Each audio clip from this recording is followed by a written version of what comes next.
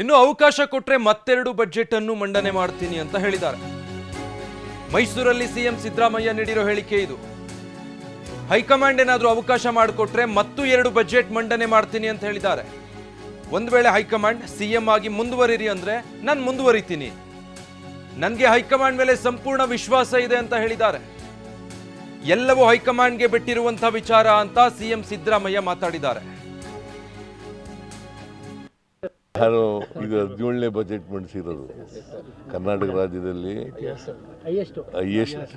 Highest budget ಮಂಡಿಸಿರೋದು ನಾನೇ.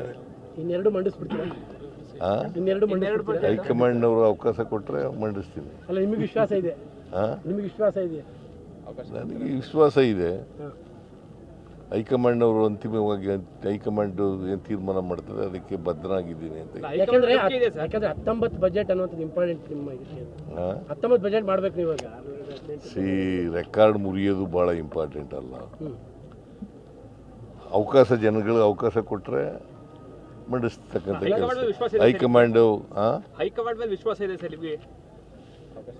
ನಮ್ಗೆ ಯಾವಾಗಲೂ ವಿಶ್ವಾಸ ಇದ್ದೇ ಇರ್ತದೆ. ಹೈಕಮಾಂಡ್ ಮೇಲೆ ವಿಶ್ವಾಸ ಇಲ್ಲದೆ ಇನ್ಯಾರ ಮೇಲೆ ವಿಶ್ವಾಸ? ನಿನ್ನ ಮೇಲೆ ವಿಶ್ವಾಸ ಇಟ್ಕೊಳ್ಳ.